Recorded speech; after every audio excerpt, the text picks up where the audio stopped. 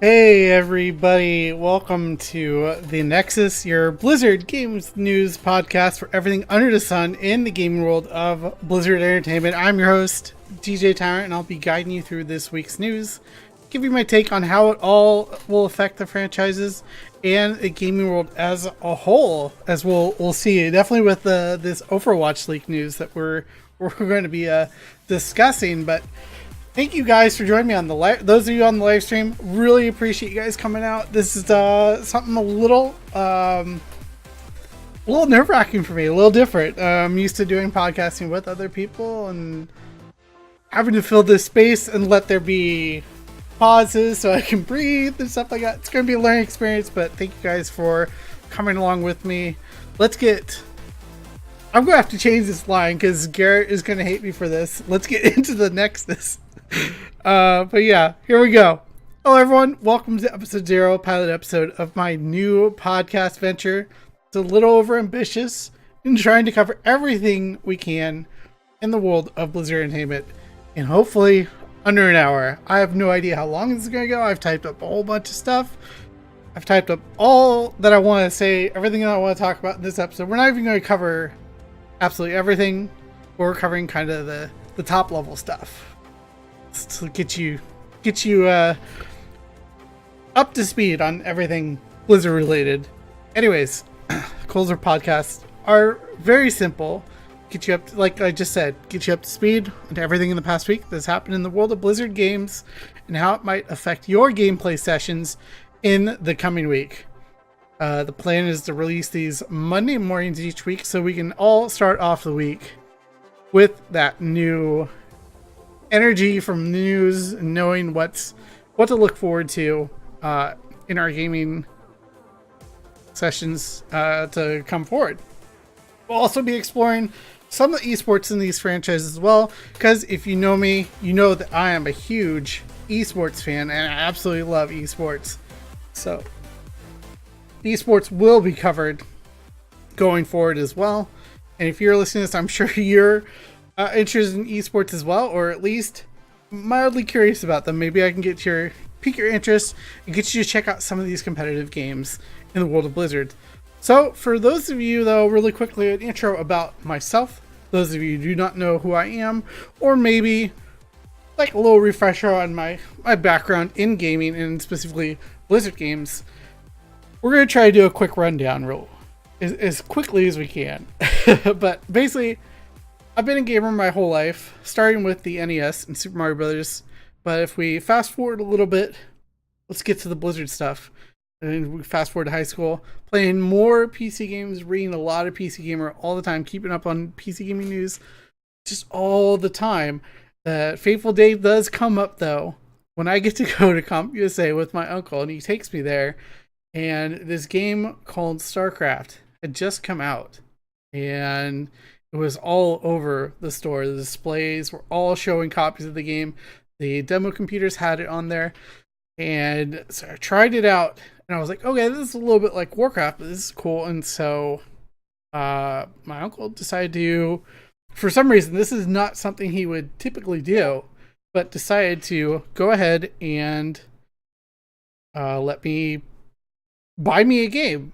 So of course I picked StarCraft, and little did I know that would really have a big impact into my path in content creation, esports, and game communities as a whole.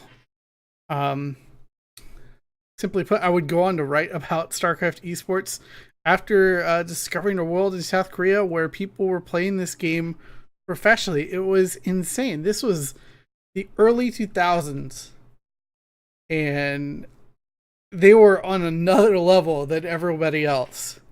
Just how they were playing, how they were broadcasting the game, and everything else that was set up for them.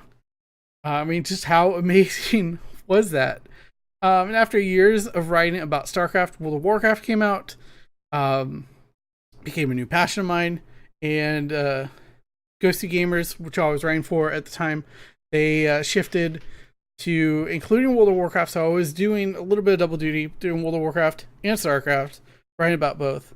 Eventually, I moved on to Stratix, which is another Blizzard focused or a community focused gaming site, and they had a WarCraft section, and so I really dug into writing for that. And also, one of my favorite pieces I wrote for that was there were these cosplayers at Anime Expo, and they were all in World of Warcraft cosplay.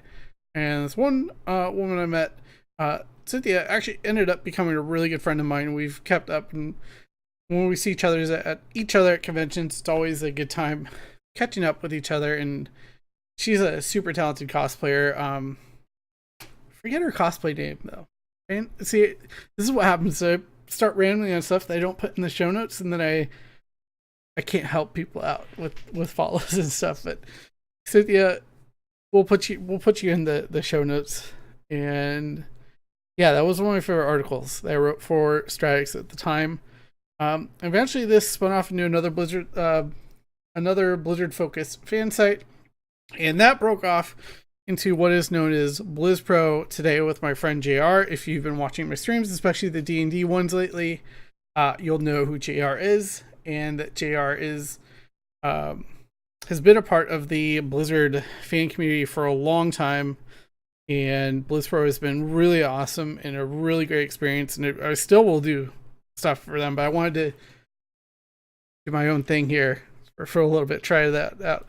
But going back a little bit from current day, during all of this stuff with BlizzPro and everything, Heroes of the Storm came out and became my favorite game almost instantly. Like, I don't know what it was. I think it was just because I love the universe of Blizzard games so much, and seeing them clash. And when it was first announced, it was Blizzard Dota, and there was Blizzard All Stars, and I played those every BlizzCon. That was the highlight of every single BlizzCon I've seen. Okay, where is this game going? What's it going to do?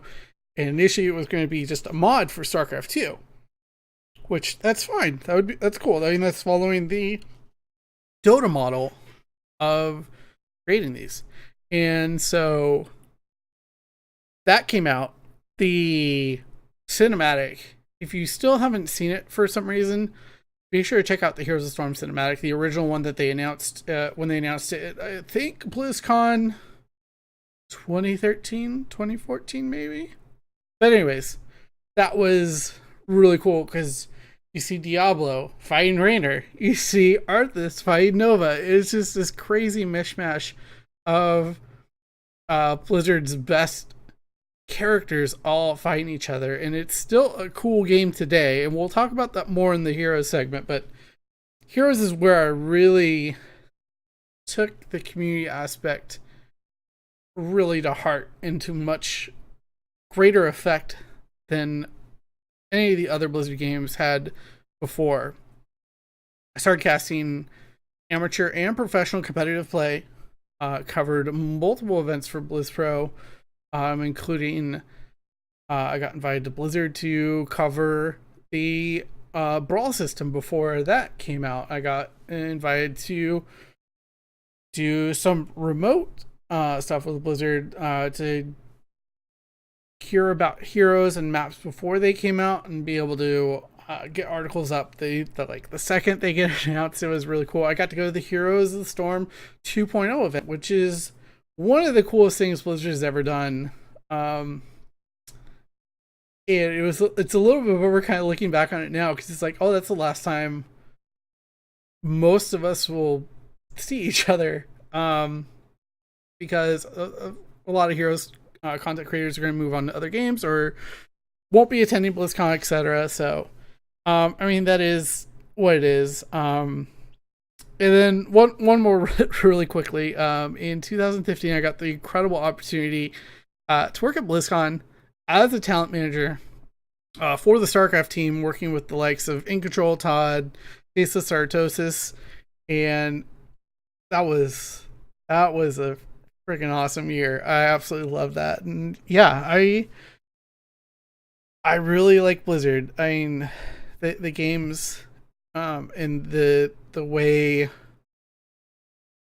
their communities bring, or the way their worlds bring people together has been something that has really had a positive impact on my life. I know with the recent layoffs, it makes a lot of people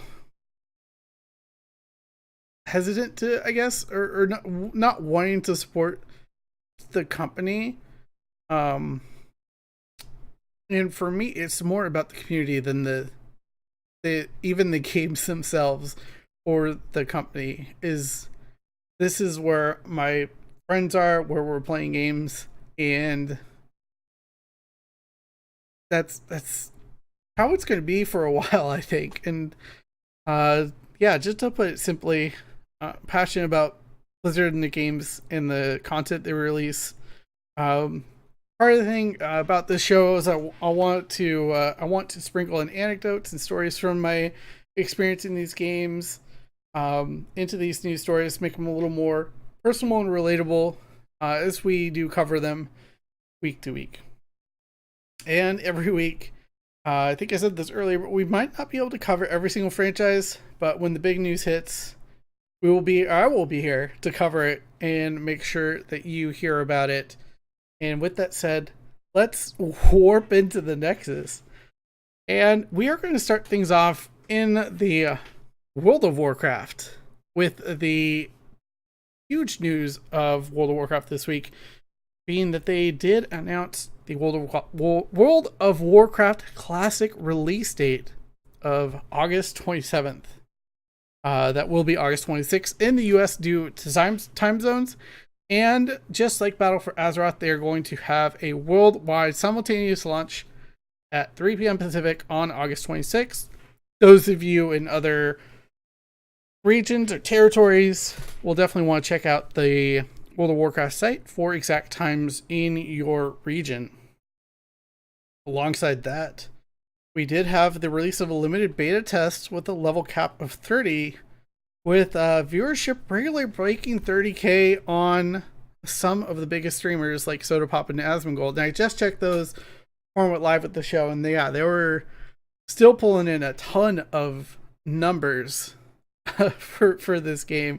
It's going to be really interesting to see how this game pans out coming back into the mythos of World of Warcraft here 15 years later. Speaking of 15 years later, they are releasing another collection edition for Classic at $100, and almost immediately sold out everywhere. I got an inside tip that it was selling out pretty fast on the Blizzard Gear Store, so I snapped that up, thankfully. But if you're still looking to snag one, I would definitely keep an eye on a lot of these online retailers as they do potentially get more allotments. GameStop, Best Buy, Amazon, and those like.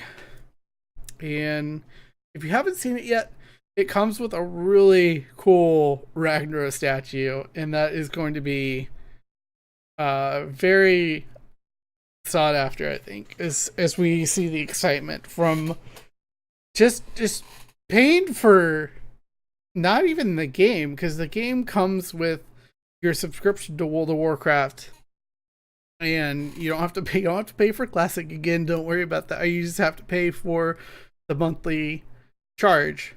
So yeah, it's interesting to see how this will go. And time will truly tell if this is just a quick passing nostalgia trip down memory lane, or if this has the staying power to bring back many people who have left the game since its huge peak of 12 million subscribers during Wrath of the Lich King. And I'm not in the beta currently. This is fine, not a big deal. But one of the best things from Classic that I can tell from just watching my friends stream is that it forces you to work together and build that community on the server that a lot of Warcraft content creators have gone over the past few years. That has been a huge problem in modern WoW. And we really kind of see the nexus of the problem in Wrath of the Lich King, where really Wrath is like, if you think about it on a deeper level, is like the absolute best of the game and the worst of the game all in one expansion with the sweeping epic story, really, really excellent rating, and then one of the most controversial moves as far as game design has come into World of Warcraft, and that's looking for group. Because I mean, today, say you buy the game today, you can solo all the way up to max level 120, and you want to jump into some dungeons. It's super easy to do. You just queue into dungeons, hop in, hop out, and you really don't care who those other people are as long as they just get you through the content. And that is something that is sorely missing in modern WoW. You kind of have to. The game design brought the barrier to entry much lower in that respect. In that, if you want to have that community feeling, you could definitely can still in game. The guild I raid with is really fun to play with. I've met a lot of really great people with that, and I joined them in Legion because I was missing raiding.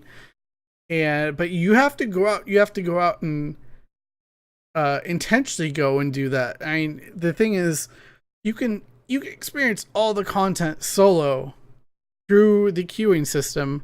And Cataclysm obviously took the looking for group even further with the final raid having a looking for a raid tier, which was obviously very reduced difficulty, reduced challenges for completing those raids, but it's something that's going to stick in game for a long time, and I don't know if they'll ever remove those, and it'll be interesting to see what the lack of those really does to create server identities and server and just groups that really play well together. I mean, PvP back in vanilla, it was like you knew who the really good players were on both your faction and the opposite faction.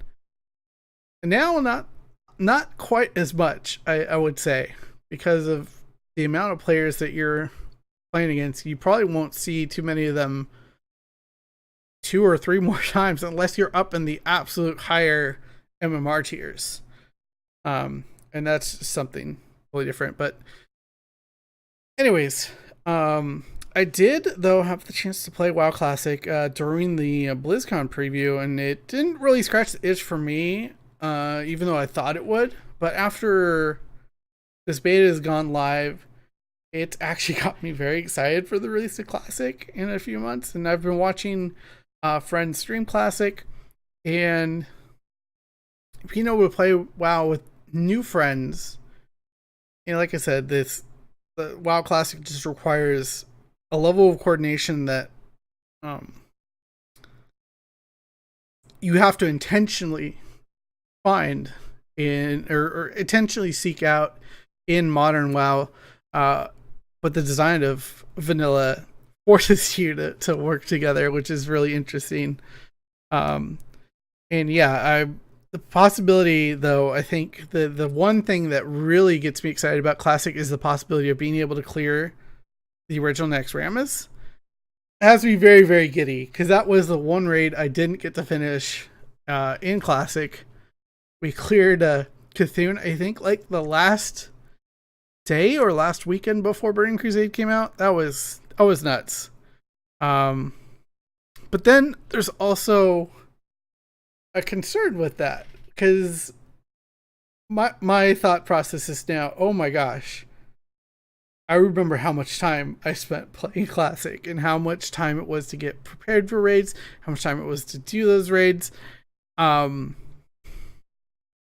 I think it's a very valid concern for a lot of us who grew up, in a sense, with Classic. A lot of us have more responsibility in life, less time to game, and finding that balance is going to be the kind of metagame outside of the game for some. But even if I don't necessarily find the time to raid Naxxramas, the ability to visit what Azeroth once was is going to be pretty exciting. And I'm looking forward to that. I hope you guys are. And even if you aren't, there's a lot of people that are, which is crazy, which is why I'm leading the show off with World of Warcraft. And yes, we are thinking maybe we could bring more people together to work on problems in Classic. But we're going to leave Classic behind a little bit. I'm sure there'll be more news next week as we get more of the beta waves coming in.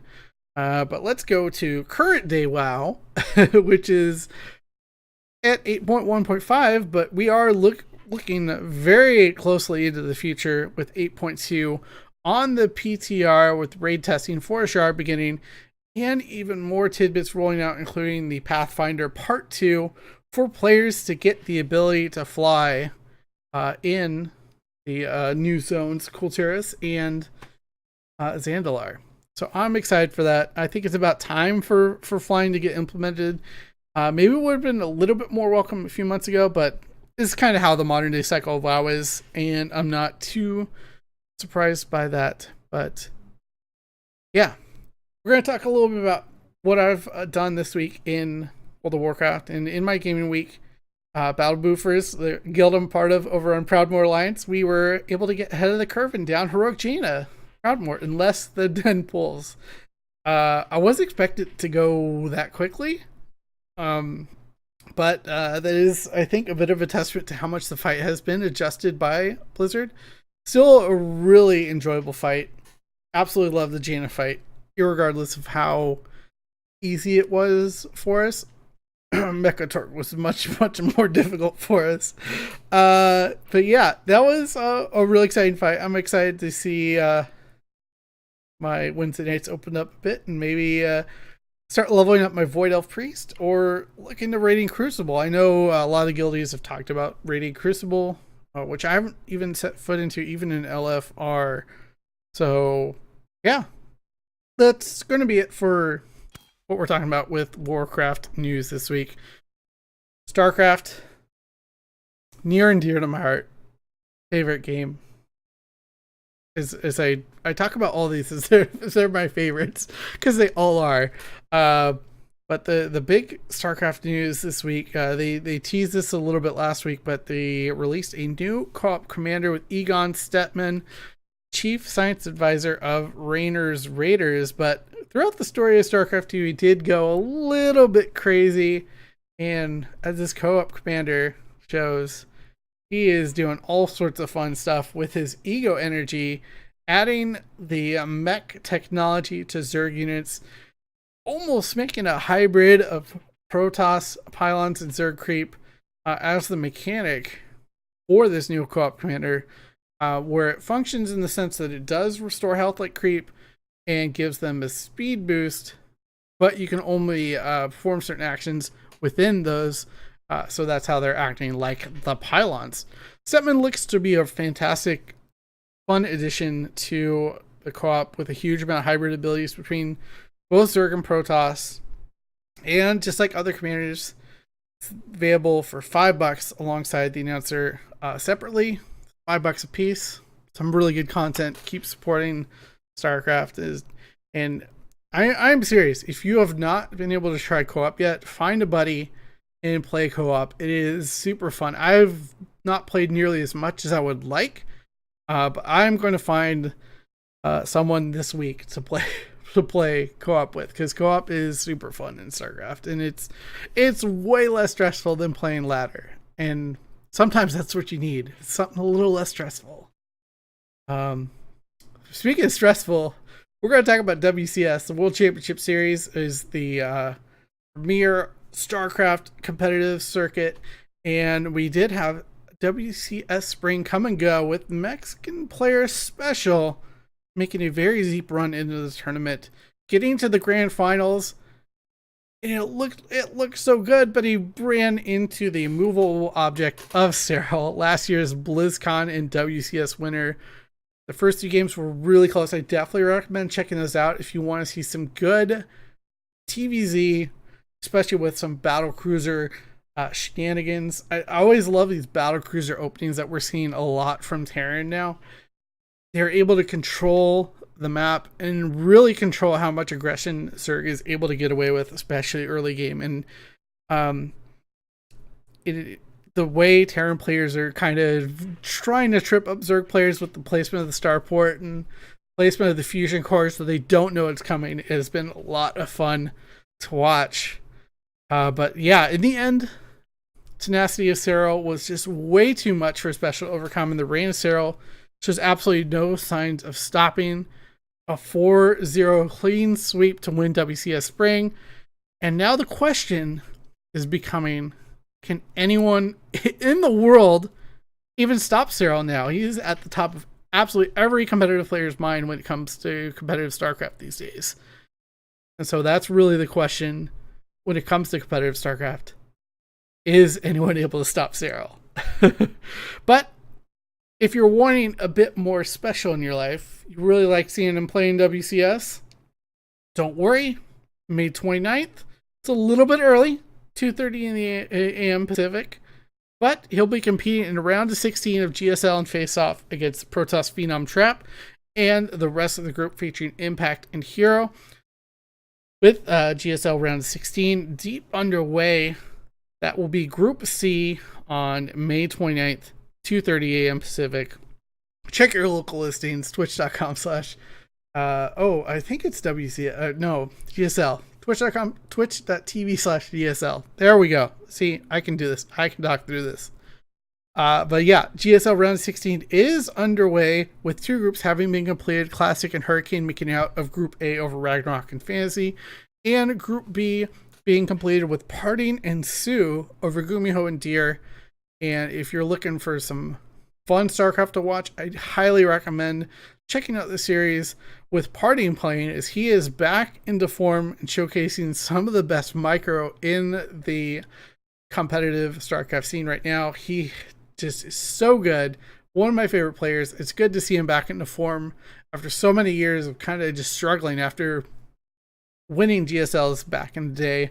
But yeah, he comes up with some really creative strategies. I don't want to spoil anything. If you guys do, go check out the VODs, but definitely check out Parting versus Gumiho. That was my favorite series of the night.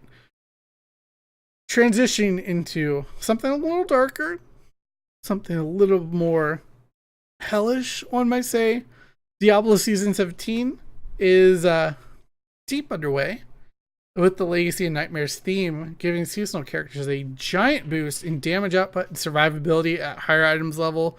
Alongside Season 17, we did see patch 2.6.5 with the plethora of quality of life changes and some welcome additions, with the biggest impact to extending the life of seasonal characters by adding torment levels 14, 15, and 16. Gives you a bit more to work towards, a lot more efficient farming for keys and stuff like that at higher levels. And the addition of probably one of my favorite things is search functionality has been added to the stats. Unfortunately, this is only for PC players.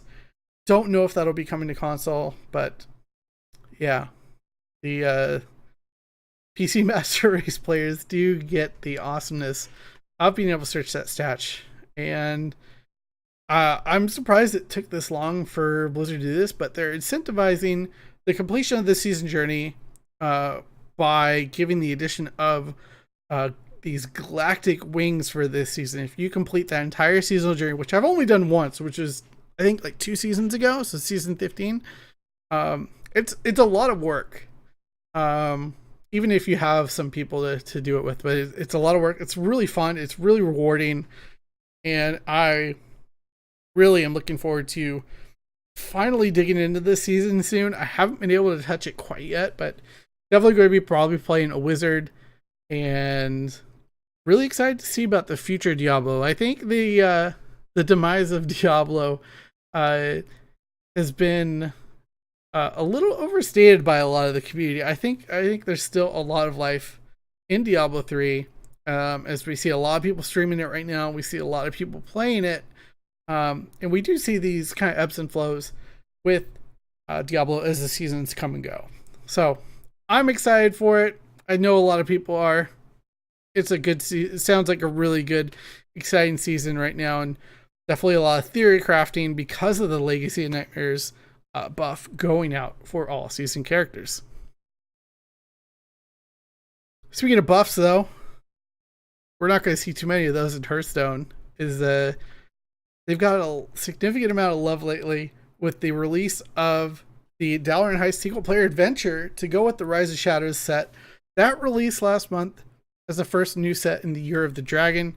Each wing, besides the first one, which you get free, so we're going back to a bit of a different format for the single-player experiences in Hearthstone. It harkens back to the Naxxramas days, where you had to purchase those wings with either gold or money, but there are going with the style of the most recent single player adventures, which is kind of just you get random people you have to fight against and you build a deck as you go through. And I think that's the way to go with these single player adventures, and because that allows everyone to be able to play them without having to worry about, oh, do I have the right cards? Do I have this legendary that makes it way easy to get through? And it really, I think, helps players explore the different decks, different cards, and all that in a very positive way. So I'm really excited to see them step forward with this. I know some of the community, there's a bit of backlash from the community for it being a paid adventure this time around, but I think with the amount of content they're putting into this, as we're only on wing 3 right now of, I believe, 4 or 5. Yeah, 5. So yeah, each wing besides the free one, $7 or 700 gold, and the complete adventure available to you for $20, so you get a little bit of a discount there. But yeah, we were talking about buffs and nerfs with the Diablo stuff. Well, Hearthstone kind of seeing the nerf sides of things, as we did see the Evil Miscreant having their health drop from 5 to 4, Raiding Party having its mana cost increased to 4 from 3, and Preparation only reducing the cost of your next spell by 2, down from 3. If you're familiar with Hearthstone, these are obviously all cards that are targeting the rogue decks, which have been very strong lately, with also a one neutral legendary Archivist Elysiana being upped in cost to 9 mana, up from 8. So Hearthstone news, it's a pretty good amount of news for a week, I think. Heroes of the Storm, near and dear to my heart. We're starting off a little somber. I know, sadly, we know HGC has been canceled for 2019 for foreseeable future, but don't lose hope, my friends. The folks over at Heroes Hype started the NA and EU Premier Series with a guaranteed $10,000 prize pool for both regions per split. Definitely make sure to check that out if you've been missing out on high levels Heroes action. Some of my friends are casting that event, and it is super cool to see this come out, especially from the community. And definitely check it out if you've been missing that HGC itch. It's not the same, but a lot of the same players are there, so it's kind of the same. A little bit more somber news. We also recently had what is, unfortunately, most likely going to be the final big Heroes of the Storm collegiate event with the TESPA Collegiate Series. Rutgers University taking home the top prize, $500 in scholarship for everyone on the team, and a laptop for each player. Man, I wish I could have won a tournament to get a laptop for college. That would have been awesome. Series was really solid. Definitely worth checking out. If not for just the fact that this is one of the last times we might get to see heroes on stage. There have been hints at stuff at BlizzCon, but we'll see. But in more cheerful news, we did have Anduin released a couple weeks ago, and he has been really fun. I definitely recommend him to any players who are looking to up their support game. And obviously, with that trait of his, pulling your allied heroes back, that's the pub game saver right there. We did see also an AMA recently with the Heroes developers, and the good news is they have a ton of backlog content that they have to work on to polish and to get to that level of completion. So there's still a lot of new content coming to Heroes of the Storm, just at a little bit of a slower pace than we're used to, and I think that's okay considering how mature the game is and how many heroes and maps we have in the game right now. And in an interesting bet that I took, the cynical side of me took the bet of Heroes of the Storm not being playable at BlizzCon. They confirmed in the AMA that this is actually not the case. Heroes of the Storm will be playable at BlizzCon, and so I lose that bet. I'll owe my friend a drink at BlizzCon for being wrong about that, and I'm glad to be wrong about that. I'm excited that we will still have Heroes in some form at BlizzCon because, like I said, it's a very important game to me, and so I'm really looking forward to BlizzCon. Not that I wasn't before, but this is definitely another thing to look forward to besides seeing all my friends. New content will most likely be playable at the show, it sounds like, alongside other announcements for the game going forward, quality of life stuff. Definitely excited for that. As for myself and my games so far, we slipped back down to silver after climbing to gold 5, but I'm hopefully looking to play a little bit more Storm League this season. Try to team up with some friends instead of solo queuing, which I've been doing, just so I can have a little bit more fun this preseason. But yeah, draft mode Storm League is my absolute favorite way to play Heroes of the Storm. So I definitely recommend checking it out if you have some friends to hang out with for a couple hours and just play through some games. But we did leave the big daddy for last. There's a ton of news to talk about here, and I'm glad that Overwatch League is not starting until next week, because I do want to do a full preview of Stage 3. But Overwatch is busy lately, with the anniversary event dropping this past week, alongside a patch that brought us the long-awaited workshop that was on the PTR for a little bit. And for everyone who logs in during this event, you get a loot box with a guaranteed legendary. So log in just for that, just in case you get one of the new awesome legendary skins, like the Gargoyle Winston, which is wow. I didn't think that they would do something as incredible as that. That's definitely one of my favorites. But anniversary event is always one of those really anticipated ones every year for Overwatch players, because everything's in the game. It's like Smash Brothers. Everyone's here. You get events from all throughout the year. Do you miss Lucio Ball? Here's your chance to play some Lucio Ball. Did you miss out on the recent Overwatch Rising event? Here's your chance to play it. Did you miss out on May Snowball? Here's another chance to play through it.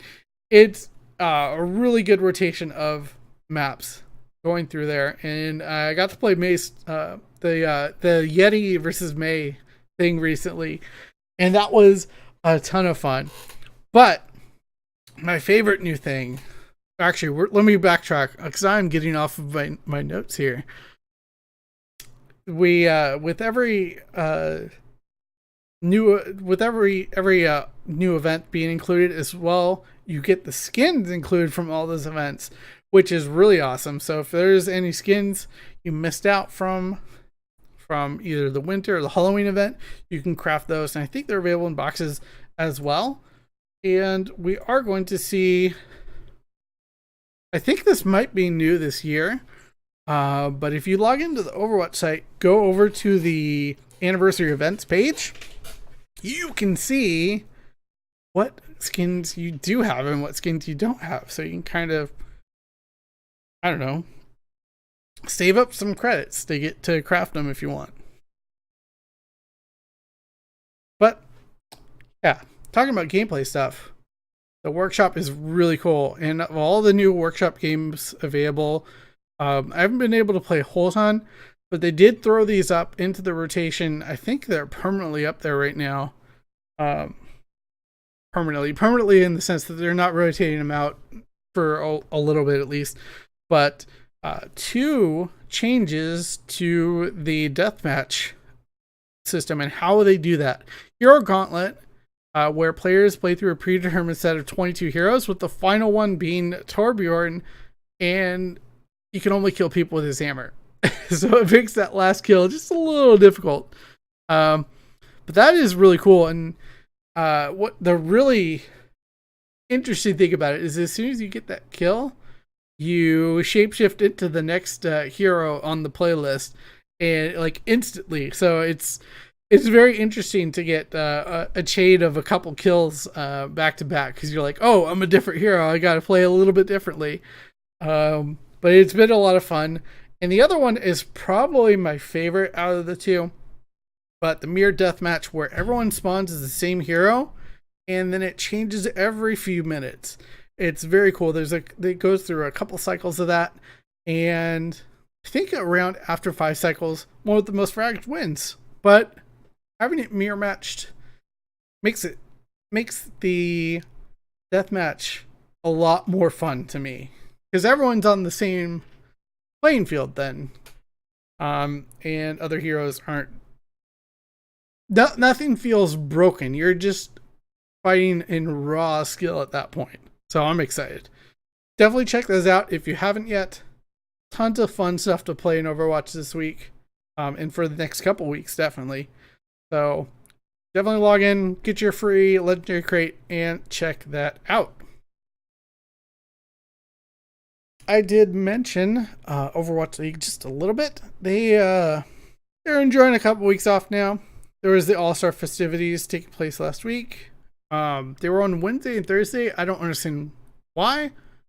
We'll get a little bit more about that. I guess they just didn't want to have it on the weekend. I was a little frustrated by that, because I don't know. But I like having Overwatch League on my weekends, and I'm missing it. So stage 2 also ended with the rematch I think many fans were looking forward to, with San Francisco Shock taking it all over the Vancouver Titans 4-2, and taking their first ever stage title, only dropping 3 maps through the entire stage in playoffs, with those losses all coming in the playoffs. 1 to the Shanghai Dragons, and 2 to the Vancouver Titans. That was a heck of a series.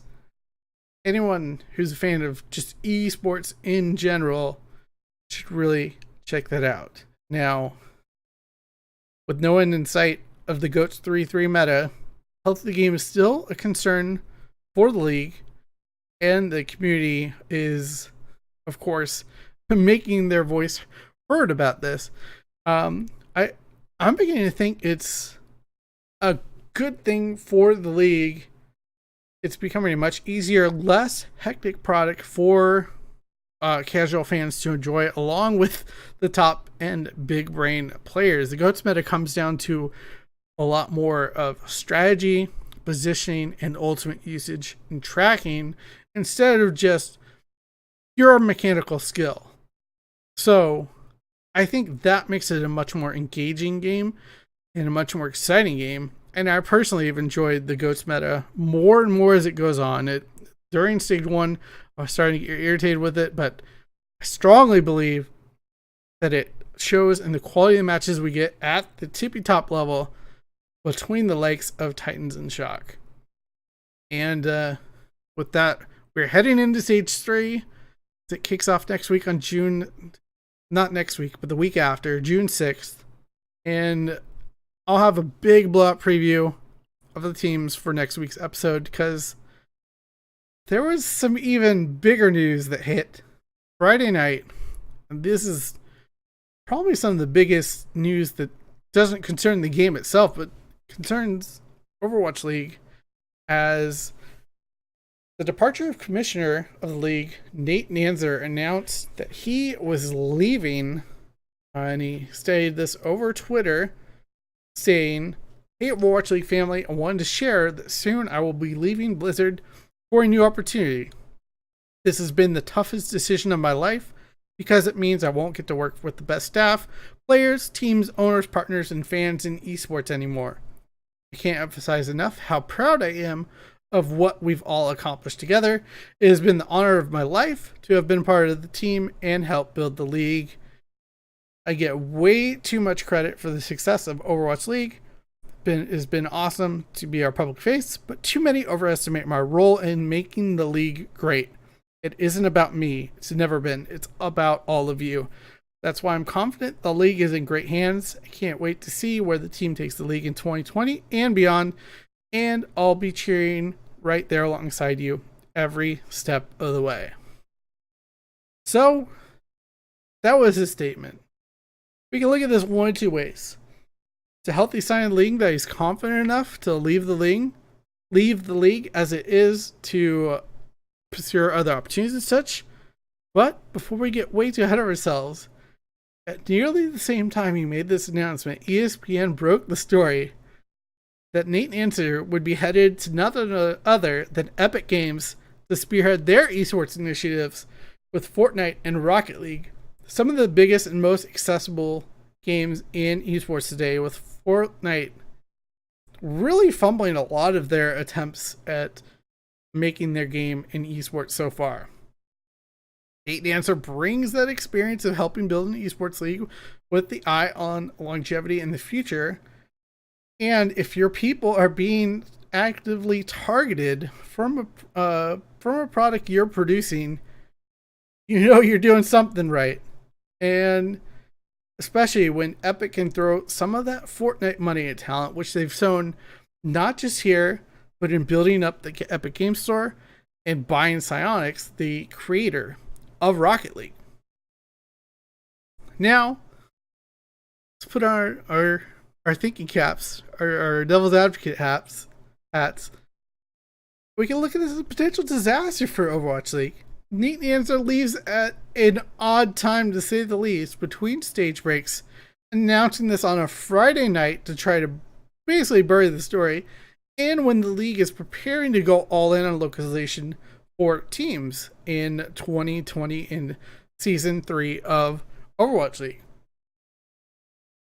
We'll be seeing Shanghai play their home games in China. It's a really ambitious and awesome initiative, I think, for Overwatch League. But let's take a look at some of the missteps this year as far as Overwatch League is concerned, with the continued debacle of the Fanatics deal for the official merch. Not all the merch, but the official jerseys that are being sold, with even Kate Mitchell, the former general manager of Washington Justice, going as far as publicly calling them out in a now deleted tweet.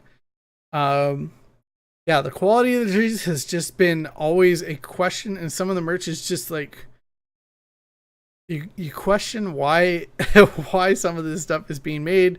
Stuff about printing wrong, a lot of the iron-on stuff just not lasting through a couple wears on people, and you're not really getting the authentic jerseys that the teams themselves are fielding on stage. So there's that. Another concern, low in-person attendance has been an issue at the Burbank Blizzard Arena, at least for weeknights, which is shown in the way production changes on those nights, with teams being introduced coming out from the sides instead of the stage down the middle. And it's kind of a question, will this problem exacerbate itself when localized, or will the fans come out in force for their local teams? Which, to that point, we do see a significant increase in attendance whenever an LA team is playing, no matter the day. Gladiators fans and Valiant fans come out in force.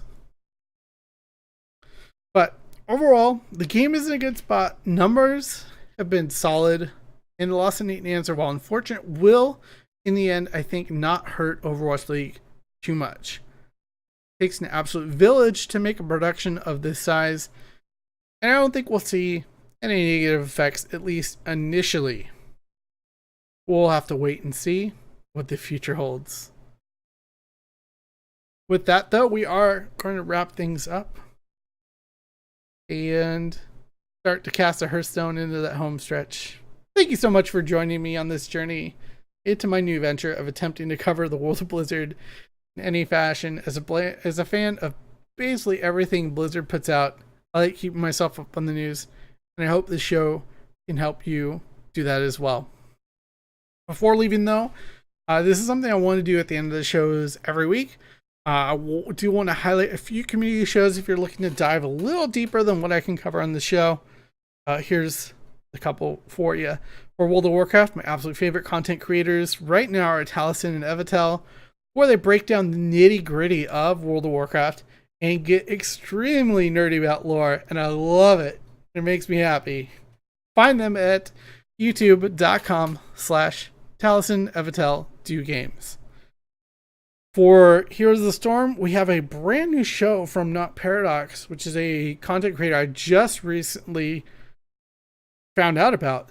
He is starting a show called What's the Plan? Breaking down moments in competitive heroes, as he's going to start breaking down some of the pivotal moments in that Heroes Hype series I talked about earlier in the Hero segment. Make sure to check that out, youtube.com/NotParadox.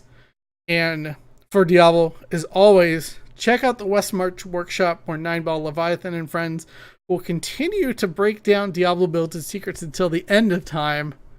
Find the show at bluespro.com. Click on Diablo, and you can find the latest episode there. We will continue to have shoutouts in the weeks to come from some of my other favorite content creators, but I would love to hear your feedback. Best way to do that, twitter.com/DJ Tyrant. And I would love to hear any questions you have that I might be able to answer for Blizzard games in general, or just comments about the show, how I can make it better, what you'd like me to cover, what you'd like to hear about, what you'd like to hear my opinion on. All of that, just let me know on Twitter. New episodes of the Nexus are recorded live on twitch.tv/DJ Tyrant and available the next day on youtube.com/DJ Tyrant, as well as your favorite audio podcast platforms. If you liked what you heard, let me know and tell your friends about the show. And that is the best way that it can grow. And we'll see you next week for another installment of the Nexus. Until next time, stay tight.